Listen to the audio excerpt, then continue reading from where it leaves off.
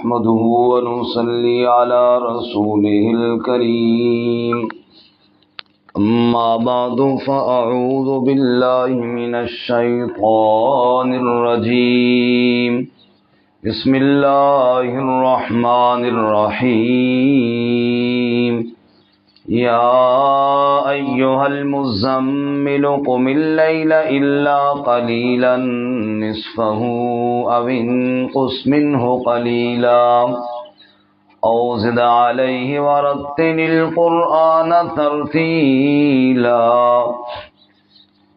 إنا سنلقي عليك قولا ثقيلا إن ناشئة الليل هي أشد وطئا وأقوم قيلا إن لك في النهار سبحا طويلا واذكر اسم ربك وتبتل إليه تبتيلا رب المشرق والمغرب لا إله إلا هو فاتخذه وكيلا یا ایھا المزمل، اے کمبل لپیٹ کر سونے والے، اے کمبل لپیٹنے والے، قم اللیل الا قلیلا، قیام کر رات کو مگر تھوڑا، نصفہ او انقص منہ قلیلا، رات کا آدھا حصہ یا اس میں سے کچھ کم کر لے، او زد علیہ یا اس پر کچھ زیادتی کر لے، ورتل القرآن ترتیلا، اور قرآن کو ٹھہر ٹھہر کر پڑھ، انا سنلقی علیک قولا ثقیلا، بے شک ان قریب ہم آپ پر بڑا بھاری قول ڈالیں گے، ان ناشئۃ اللیل، بے شک رات کا اٹھنا، ہی اشد وطئا، وہ روندنے میں زیادہ سخت ہے، وَأَقْوَمُ قِيلًا، اور بات کو زیادہ درست کرنے والا ہے، إِنَّ لَكَ فِي النَّهَارِ سَبْحًا طَوِيلًا، بے شک آپ کے لیے دن میں بڑی طویل مصروفیت ہے، وَاذْكُرِ اسْمَ رَبِّكَ، اور ذکر کر اپنے رب کا نام، وَتَبَتَّلْ إِلَيْهِ تَبْتِيلًا، اور اسی کی جانب کامل رجوع فرما لیجئے، رب المشرق والمغرب، جو مشرق کا بھی رب ہے اور مغرب کا بھی، لا الہ الا ہو، اس کے علاوہ کوئی الہ کوئی نہیں، فاتخذہ وکیلا، پس اسی کو کارساز بنا لیجئے، سبحان ربک رب العزت عما یصفون وسلام علی المرسلین والحمد للہ رب العالمین اللہم صل علی سیدنا ومولانا محمد وعلی آل سیدنا ومولانا محمد وعلی آلہ واصحابہ اجمعین۔ معزز سامعین، سورۃ المزمل کی ابتدائی 9 آیات تلاوت کی ہیں، اللہ رب العزت ان کے مطابق صحیح بیان کی توفیق عطا فرمائے اور ہمیں قرآن و سنت پر عمل کرنے کی توفیق عطا فرمائے۔ اس سے قبل سورہ جن میں ہم نے جنات سے دلیل نقلی پڑھی، اب سورۃ المزمل اور سورۃ المدثر، ان دونوں صورتوں میں جناب رسول اللہ صلی اللہ علیہ وسلم کو تبلیغ اور دعوت کا حکم دیا گیا، اور دونوں صورتوں کی ابتدا میں نبی مکرم صلی اللہ علیہ وسلم کے بڑے خوبصورت 2 لقب ذکر کیے گئے، مزمل اور مدثر۔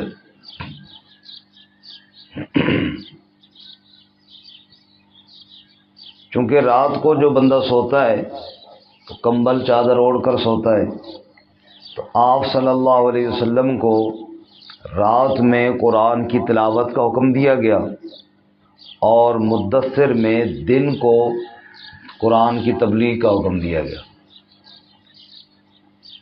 آپ صلی اللہ علیہ وسلم رات کو کمبل اور چادر اوڑھ کر سوئے تھے کہ رب نے وہی نام لے کر آپ کو پکارا اور فرمایا میرے محبوب رات کا کچھ حصہ، کبھی آدھی رات، کبھی آدھی سے کچھ کم، کبھی آدھی سے کچھ زیادہ، جتنا آپ کو میسر ہو آپ اٹھ کر قرآن کی تلاوت کیا کریں۔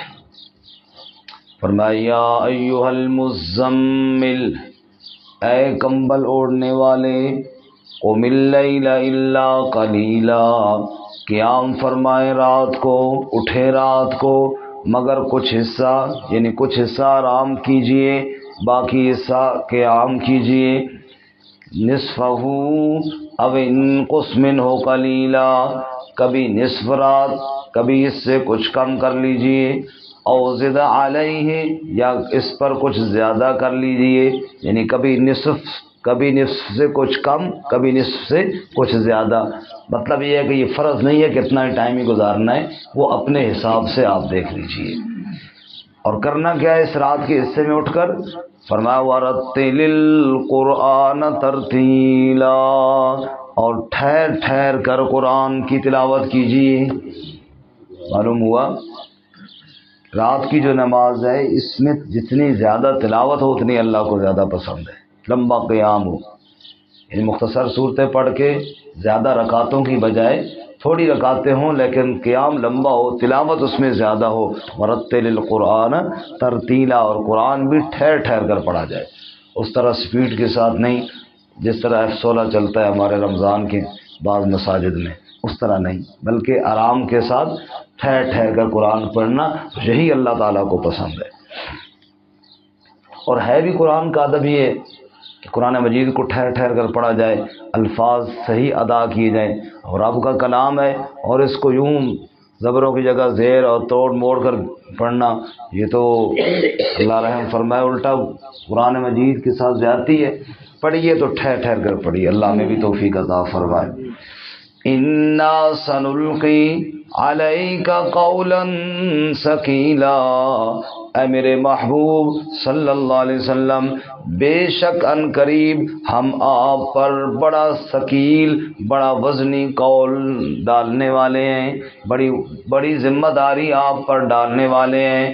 وہ کون سی ذمہ داری ہے؟ کہ ہم آپ کو پوری کائنات کا رسول بنانے والے ہیں، پوری کائنات، جیسا کہ دوسرے مقام پہ فرمایا نا ما ارسلناک الا کافۃ للناس، اے میرے محبوب صلی اللہ علیہ وسلم، ہم نے آپ کو ساری کائنات کا رسول بنایا ہے، عرب و عجم کا رسول بنایا ہے۔ حضور اقدس صلی اللہ علیہ وسلم نے ارشاد فرمایا قال النبی صلی اللہ علیہ وسلم فضلت علی الانبیاء بست، 6 باتوں کی وجہ سے مجھے سارے انبیاء پہ فضیلت ملی۔ نمبر 1، حضور نے ارشاد فرمایا کہ اللہ نے مجھے جامع کلمات عطا فرمائی، اوتیت جوامع الکلم۔ نمبر 2، نصرت بالرعب، رعب کے ذریعے میری مدد کی۔ نمبر 3، احلت لی الغنائم، غنیمتیں میرے لیے حلال ہوئیں۔ نمبر 4، جعلت لی الارض کلہ مسجدا وطہورا، ساری زمین میرے لیے سجدہ گاہ بھی بنا دی گئی، طہارت کا ذریعہ بھی بنا دی گئی۔ اور نمبر 5، ارسلت الی الناس کافہ، مجھے اللہ نے پوری دنیا کا رسول بنا کر کے بھیجا ہے۔ اور نمبر 6، وختم بی النبیون، اللہ نے میرے ساتھ نبوت کے سلسلے کو ختم اور مکمل کر دیا ہے، اب میرے بعد کوئی اور نبی نہیں آئے گا۔ اس لیے اللہ فرماتے ہیں انا سنلقی علیک قولا ثقیلا، اے میرے محبوب صلی اللہ علیہ وسلم، ہم آپ پر بڑا وزنی قول ڈالنے والے ہیں، بڑی اونچی ذمہ داری آپ کو عطا کرنے والے ہیں۔ ان ناشئۃ اللیل، اب اتنی بڑی ذمہ داری ادا کیسے ہوگی؟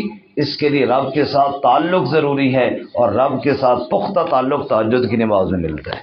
اس لیے فرمایا ان ناشئۃ اللیل، بے شک رات کے وقت کا اٹھنا، بستر کو چھوڑ کر رب کے سامنے کھڑا ہو جانا، ہی اشد وطئا، روندنے میں زیادہ مضبوط ہے، نفس کو روند کر، نفسانی خواہشات کو کچل کر رب کے ساتھ تعلق بنانے میں یہ بڑا معاون ہے رات کا اٹھنا۔ وَأَقْوَمُ قِيلًا، اور زیادہ بات کو درست کرنے والا ہے۔ کیا مطلب ہے؟ رات کو تہجد کے لیے آپ اٹھیں گے تو رات کا اٹھنا ایک تو نفسانی خواہشات کے خلاف ہے، اس لیے نفس کچلا جاتا ہے، اور دوسرا رب کے ساتھ تعلق کی وجہ سے جو دن کو دعوت دی جاتی ہے وہ بات بڑی درست رہتی ہے، اس میں اخلاص زیادہ ہوتا ہے، اس میں اثر زیادہ ہوتا ہے جو آدمی رات کو تہجد پڑھتا ہے۔ اللہ ہمیں بھی نصیب فرمائے۔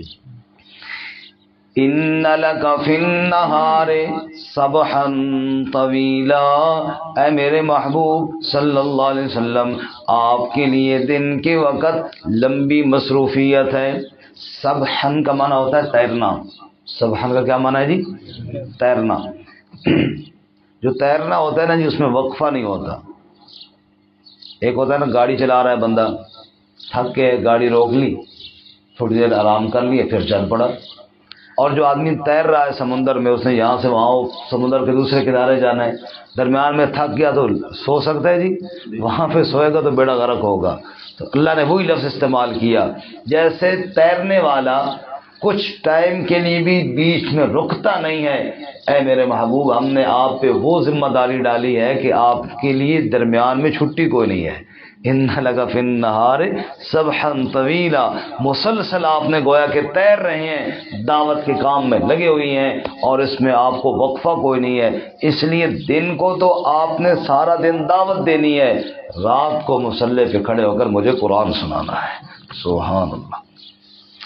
وَاذْكُرِ اسْمَ رَبِّكَ، اور ذکر کر اپنے رب کا نام، اللہ تعالیٰ کے نام کا ذکر، اللہ کی تسبیحات، کبھی زبان سے سبحان اللہ، کبھی ماشاء اللہ، کبھی الحمدللہ۔ یہ نہیں کہ جناب بندہ آیت بھی آپ ہی پڑھے، سبحان اللہ بھی آپ ہی کرے، آخر دل تک کرنا ہے، آیت ادھر پڑھ کے ادھر جا کے آخر سبحان اللہ، پھر موڑ کے اگلی آیت پڑھے، پتہ چلے نا میرا ساتھ ساتھ سارے وَاذْكُرِ اسْمَ رَبِّكَ، اللہ کے نام کا کیا کرنا چاہیے؟ سبحان اللہ، یہ بولنا چاہیے سب کو۔ فرمایا وَاذْكُرِ اسْمَ رَبِّكَ، اور ذکر کر میرے محبوب اپنے رب کا نام، کہے اللہ کے نام کی تسبیح بیان کر۔ وَتَبَتَّلْ إِلَيْهِ تَبْتِيلًا، اور اس کی طرف رجوع کر لے۔ تبتل کہتے ہیں کٹ کر، تعلق باقی سب سے چھوڑ کر ایک طرف ہو جانا۔ فرمایا میرے محبوب صلی اللہ علیہ وسلم دن کو دعوت دے، رات کو قرآن سنا، بیچ میں کوئی ٹائم ملے تو میرا ذکر کر، گویا کہ باقی ہر طرف سے کٹ کے تو میرا ہو جا اور میں تیرا ہو جاؤں۔ وَتَبَتَّلْ إِلَيْهِ تَبْتِيلًا۔ رب المشرق والمغرب لا الہ الا ہو، کیوں؟ جس کا تو ہو گیا نا میرے محبوب، وہ اللہ مشرق کا بھی رب ہے، مغرب کا بھی رب ہے، لا الہ الا ہو، اس کے علاوہ الہ کوئی نہیں، فاتخذہ وکیلا، اسی کو اپنا کار ساز بنا لے۔ تو آج کے سبق کا خلاصہ یہ ہوا، رسول اللہ صلی اللہ علیہ وسلم کو اللہ نے حکم دیا میرے محبوب رات کے حصے میں میرے سامنے کھڑے ہو کر قرآن کی تلاوت کیا کرے، دن کو قرآن کی تبلیغ کیا کرے، اور رب کے ساتھ تعلق پختہ رکھے۔ رہی بات لوگوں کی، جو لوگ آپ کے ساتھ کرتے ہیں ان کے لیے تسلی انشاءاللہ ہم کل کے سبق میں پڑھیں گے۔ اللہ تعالیٰ عمل کی توفیق عطا فرمائے۔